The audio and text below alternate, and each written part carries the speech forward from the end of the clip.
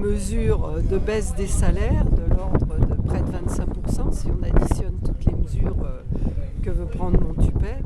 Et heureusement, les travailleurs, contrairement peut-être à ce que pensait le patron de Montupet, qu'au retour des vacances, ils seraient résignés, eh bien, les travailleurs ne sont pas du tout résignés et ils l'ont montré, puisque je crois qu'on est au 10e jour de grève aujourd'hui.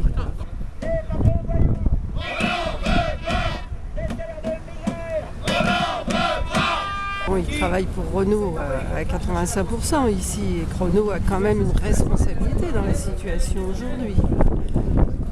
C'était quand même une filiale à 100% Renault.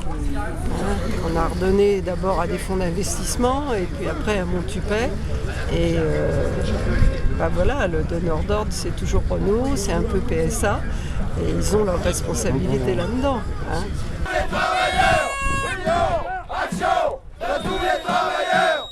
Vive Montupet, on n'en veut pas. Les patrons voyous, on n'en veut pas. Les patrons voyous, on n'en veut pas. Non, les raisons de Montupet ne sont pas compliquées. Les raisons de Montupet, elles sont tout simplement honteuses, elles sont scandaleuses. Il faut que vous sachiez qu'au moment où vous tenez tête, vous ne le faites pas seulement pour vous-même, pour vos familles, mais pour tous les travailleurs de ce pays, les invisibles, ceux qui produisent la richesse immense de la patrie des Français, le double de ce qu'on produisait en 1981, une richesse gigantesque qui a été accumulée au prix d'une productivité qui a courbé les gens au travail jusqu'à les faire mourir dans certaines entreprises. Cette richesse immense, ils devront la partager, de gré ou de force. Voilà le message que passe le 32. Et bien sûr, c'est vous qui faites tout le travail aujourd'hui, qui avez la lutte sur votre dos. Mais sachez, comme nous sommes fiers de vous, et comme nous voudrions vous aider de toutes nos forces, et nous espérons que cette prise de parole y contribue.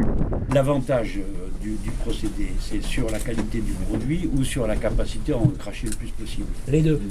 Les deux. La quantité est plus proche, donc moins d'alésage derrière, et moins de déchets, moins de retraitement, et puis surtout gros volume. Et donc pour nous assécher, c'est ce qui se passe en ce moment, 60%.